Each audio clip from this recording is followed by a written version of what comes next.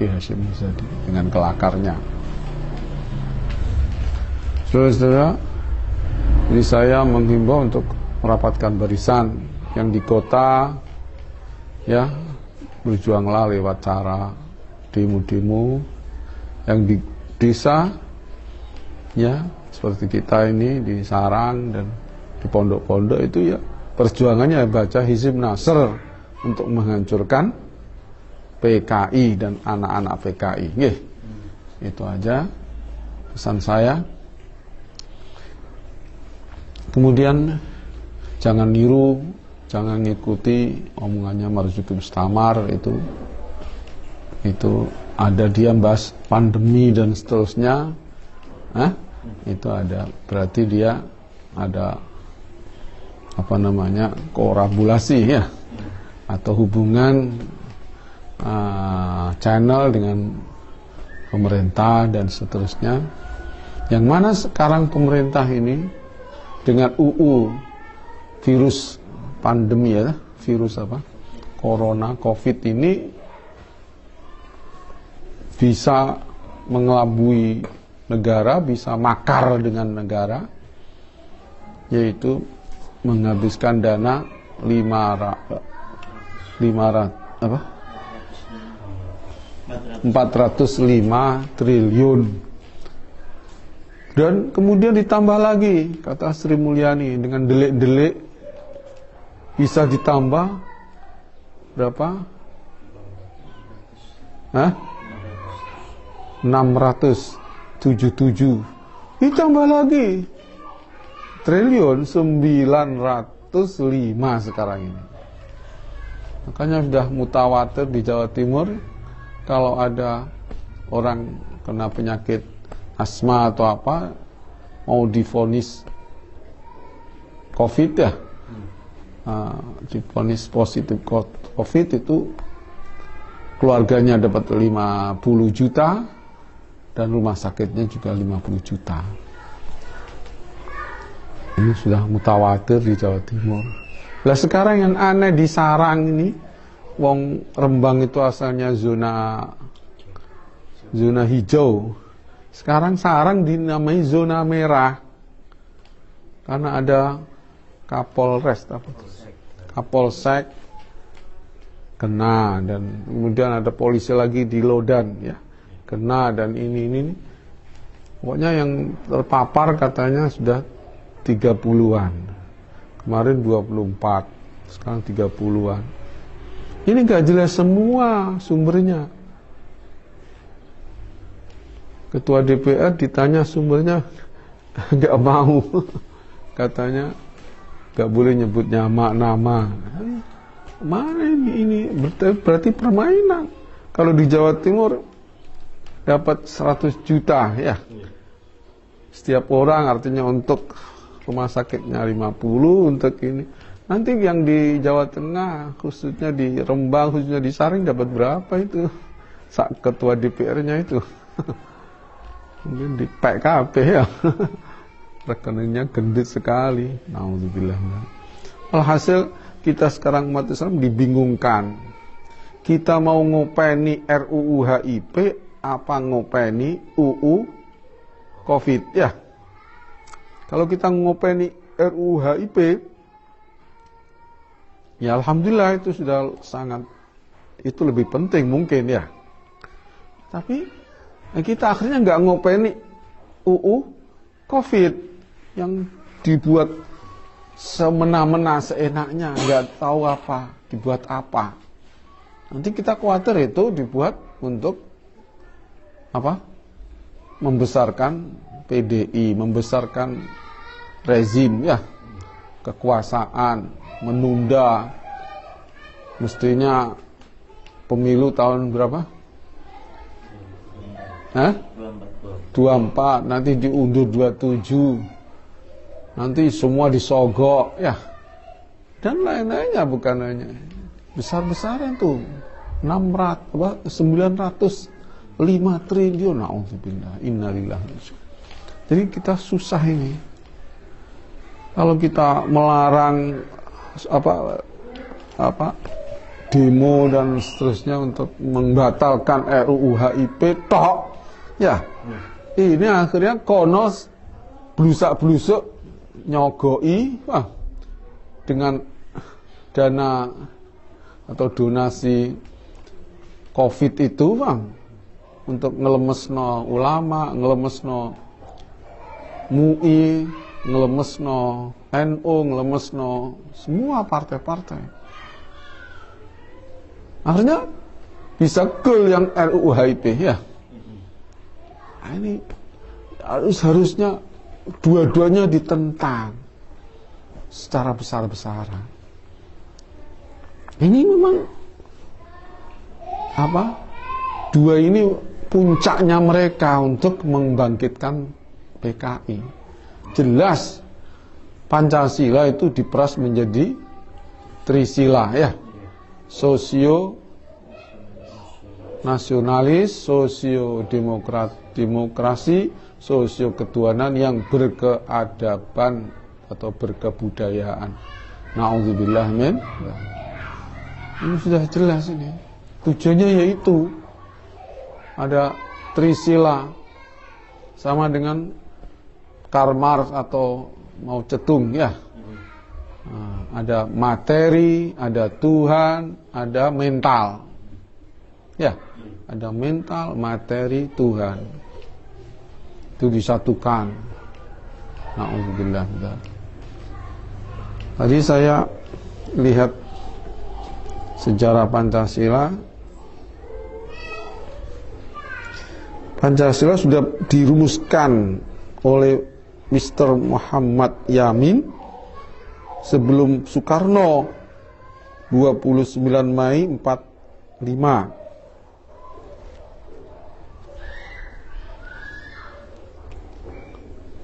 Satu, peri kebangsaan. Dua, peri kemanusiaan. Tiga, peri ketuhanan. Empat, peri kerakyatan. Lima, peri kesejahteraan rakyat. Kemudian menyusul Soekarno, kebangsaan Indonesia, internasionalisme atau peri kemanusiaan, mufakat dan atau demokrasi, kesejahteraan sosial. Lima, ketuhanan. Ini ketuhanan nomor belakang. Ini 1 Juni, makanya rezim ini meliburkan 1 Juni ya. Senang dengan Soekarno, Pancasila ala Soekarno. Ini jahat, ketuhanan dinomorkan buntut ya. Kemudian ada Piagam Jakarta. Kemudian ada ala Mr. Supomo ya. Ini 33 Mei 31 Mei ya 1945. Jadi setelah Muhammad Yamin, Supomo ya, baru Soekarno. Kalau Supomo, satu persatuan, dua keseimbangan lahir dan batin. Ini mungkin ketuhanannya dia batiniah ya, agamanya mungkin kebatinan. Tiga, kekeluargaan. Empat, keadilan rakyat. Lima, musyawarah. Kemudian yang Piagam Jakarta 22 Juni. Satu, ketuhanan dengan kewajiban menjalankan syariat Islam bagi pemeluk-pemeluknya. Dua, kemanusiaan yang adil dan beradab. Tiga, persatuan Indonesia.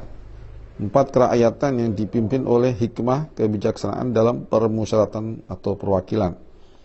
Lima, keadilan sosial bagi seluruh rakyat Indonesia. Ini 22 Juni ya, Piagam Jakarta. Kemudian Undang-Undang 45, Dasar 45, Pancasila 18 Agustus sama dengan Piagam Jakarta, cuman dicoret kewajiban dengan kewajiban mengamalkan syariat Islam bagi para pemeluknya. Alhasil yang saya cocoki kalau urusan ketuhanan ya jelas Piagam Jakarta ya. cocok di hati kita semua. Cuman walaupun dengan kewajiban mengamalkan 7 kalimat itu dicoret, tapi sudah diganti dengan kata-kata yang Maha Esa. Itu ingat saya ide dari Muhammad Rum atau Mr. Rum ya. Jazakallahu anna wa radhiya anhu, jazakallahu anna khairan. Enggak ada yang Maha Esa, habis sudah keislaman ini di Indonesia. Jadi negara kita tidak negara syariat Islam, tapi punya ketuhanan atau punya tauhid. Keadilan sosial bagi seluruh Indonesia. Ini sebetulnya jangan keadilan, sebetulnya kesejahteraan ya. Atau ya kesejahteraan rakyat kita aja sebetulnya. Jadi nggak boleh numpuk-numpuk, tapi maknanya sama ya, cuman sebetulnya lebih enak kesejahteraan. Nggak boleh numpuk-numpuk kekayaan untuk satu kelompok, apalagi segelintir, apalagi perorangan ya, apalagi korupsi ya. Ini harus mengutamakan kesejahteraan rakyat, jangan kesejahteraan kelompok, partai, apalagi pribadi ya.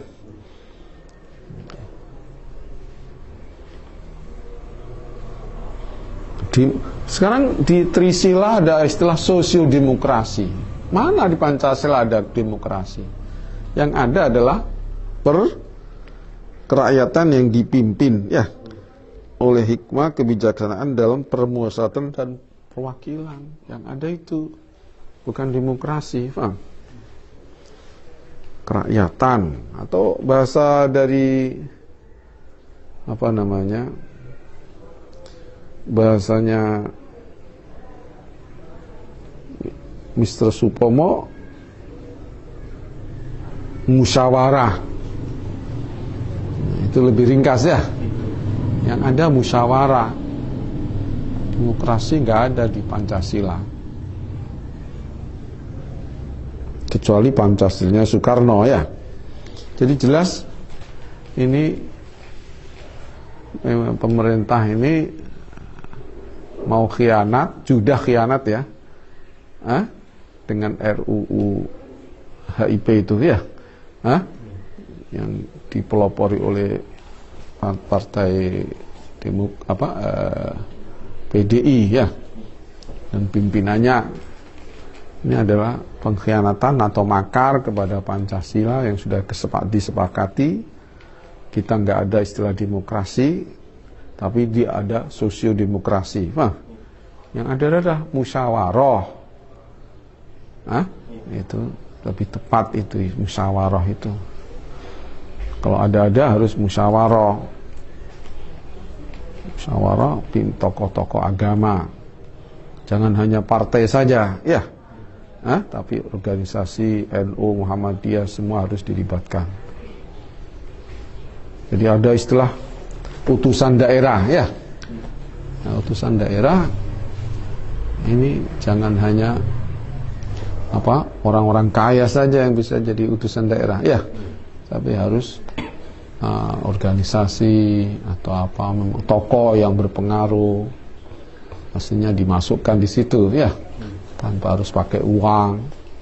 Jadi demokrasi sekarang ini isinya ya uang ya, ngumpulin uang dibagi-bagi kepada calon pemilih, nanti dia minta sogok lagi ya untuk membayar utang dan seterusnya. Itulah demokrasi yang terjadi sekarang, mencetak uang ya,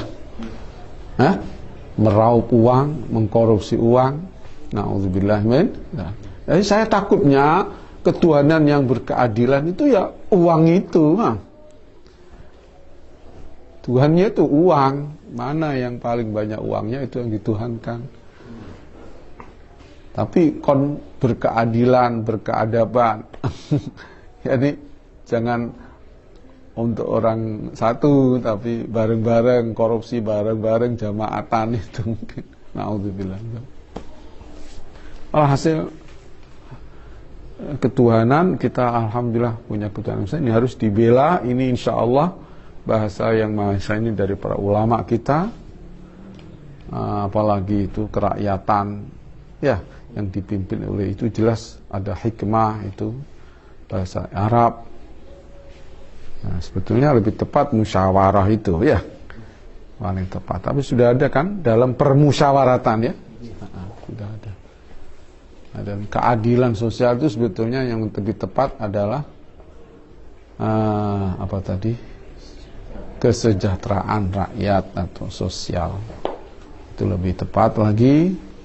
Artinya jangan untuk pribadi atau golongan atau partai, tapi untuk semua rakyat, semua masyarakat. Nah, seperti ini COVID-19 ya, itu kok orang kontes, tes kon bayar, Bang.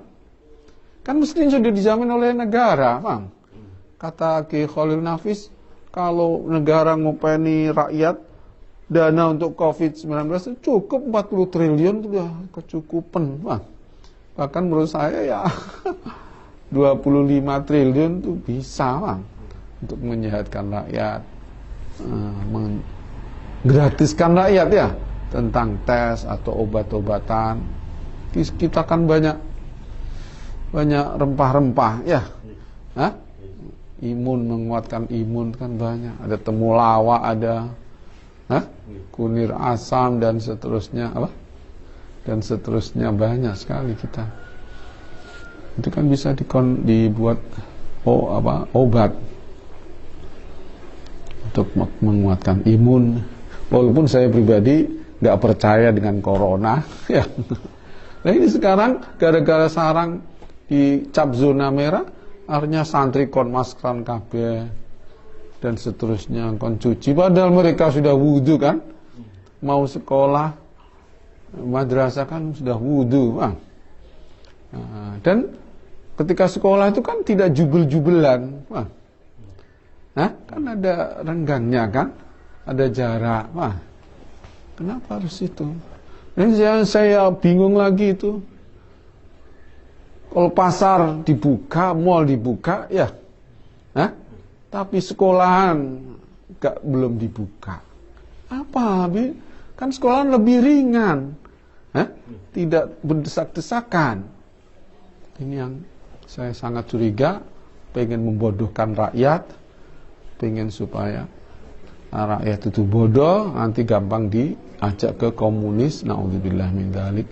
Kepingin tidak ada Jumatan, tidak pengen sepi, Masjid Istiqlal yang besar-besarnya itu menjadi sepi, hanya rame dicuci-cuci terus.